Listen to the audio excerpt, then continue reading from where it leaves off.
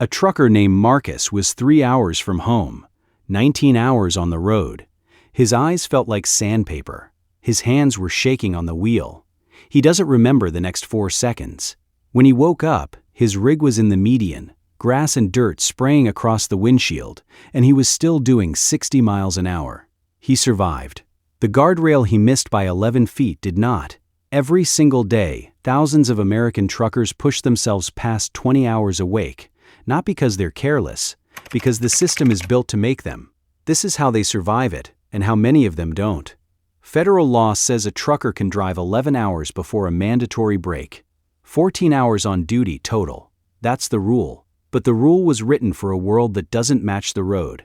Traffic doesn't care about your clock. Weather doesn't care about your clock. A warehouse that makes you wait 6 hours to unload, with your logbook still running, doesn't care about your clock either. So the 11-hour limit becomes a joke.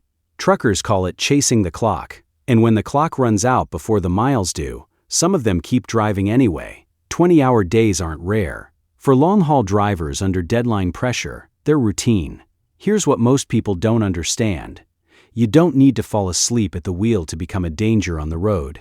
You just need to be tired enough.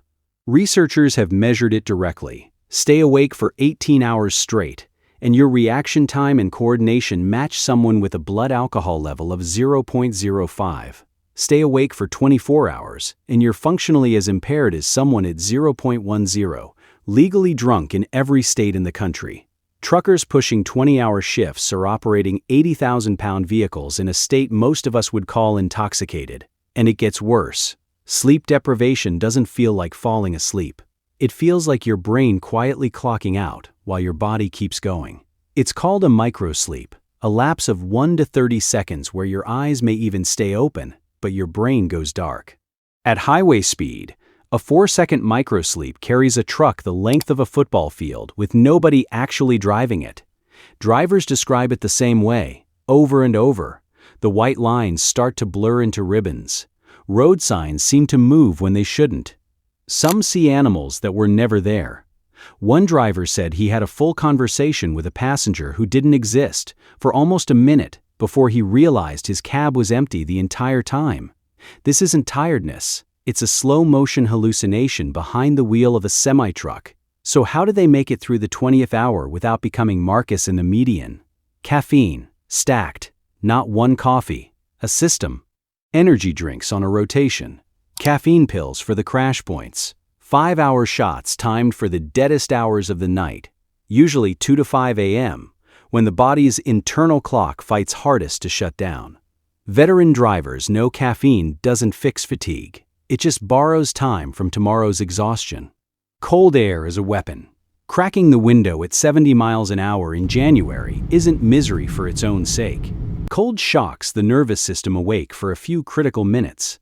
Some drivers keep the cab deliberately uncomfortable. Cold, hard seat, no cruise control, because comfort is the enemy of staying alert. Sound and pain, loud music, talk radio at a volume that hurts, gum chewed aggressively enough to keep the jaw working. Some drivers snap rubber bands on their wrists. Small doses of discomfort, used deliberately to keep the brain from drifting. The logbook problem. Electronic logging devices were supposed to end the era of falsified hours, and in a lot of ways, they have. But drivers under pressure have found workarounds, splitting personal use time to buy an extra hour, or simply accepting the violation and the fine because missing a delivery window costs more than the ticket does. Splitting the sleeper berth. Federal rules allow drivers to break their required 10 hours of rest into 2 chunks, say 7 hours and 3 hours, instead of one continuous stretch. Used correctly, it's a legitimate tool for fatigue management. Used to squeeze more driving hours out of a day, it becomes a way to look compliant on paper while running dangerously thin on actual rest. None of these are solutions. They're patches, and patches fail. The most effective tool truckers have isn't a stimulant. It's the 15 to 20-minute nap, pulled over, engine off, alarm set, eyes shut in a truck stop lot or a highway shoulder wherever it's legal to park. Sleep scientists actually back this up. A short nap under 20 minutes hits the lightest stage of sleep and can meaningfully restore alertness without the grogginess of a longer sleep cycle. Truckers who use it properly call it resetting the clock. But here's the trap. Pull over for a nap when you're that far gone, and there's a real chance 20 minutes becomes 2 hours, or the alarm goes off and your body simply doesn't respond to it. Now you've burned time you didn't have, and you're driving the same 14-hour window with even less daylight to make your delivery. So drivers are stuck making a bet every single night. Nap and risk falling irreversibly behind, or push through and risk falling asleep at 70 miles an hour with a loaded trailer behind them. There is no version of that bet that's actually safe. There's only the version that's less bad. The National Highway Traffic Safety Administration attributes roughly 13% of large truck crashes to fatigue, and most researchers believe that number is a significant undercount, because fatigue is nearly impossible to prove after the fact. Nobody puts, "I was too exhausted to see straight," on an insurance form. The stories that do surface are the ones that end in a hospital, a courtroom, or a funeral. A driver in the Midwest fell asleep for what he estimated was 4 seconds, drifted onto the shoulder, and clipped a disabled car with its hazards on. He walked away. The family in the car did not. Another driver, hauling refrigerated freight on a deadline, described waking up to his own rig rumbling across the center line into oncoming traffic, with no memory of drifting there at all. These aren't outliers characterized by recklessness. Almost every driver interviewed after a fatigue-related crash describes the same thing. They knew they were tired. They thought they had another hour in them. They were wrong by about 4 seconds. That's the terrifying part of this whole system. The line between made it home and national news story isn't skill, and it isn't effort. It's timing that nobody controls. None of this happens because truckers don't value their own lives. It happens because of how the job pays. Most long-haul drivers are paid by the mile, not by the hour. A truck sitting still, waiting at a warehouse, stuck in traffic, parked for a legally required break, is a truck earning nothing. Every hour not moving is money the driver doesn't see, on top of a schedule that often has real financial penalties for a late delivery.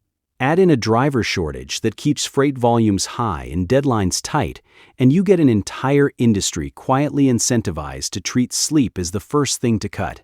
It isn't that truckers don't know the risk. It's that the system hands them a choice between exhaustion and going broke, and calls it a free decision. Electronic logging devices, stricter enforcement, and a slowly growing push for pay-by-the-hour models are chipping away at the worst of it.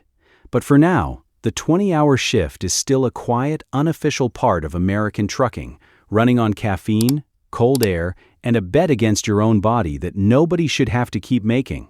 Next time you pass a semi at 3 a.m. on the interstate, remember, the person behind that wheel might be running on their 19th hour, betting everything on staying awake for 1 more mile. If you found this one eye-opening, you'll want to see the video on why truckers say the most dangerous place on the entire highway isn't the road at all, it's the truck stop. Link's right there.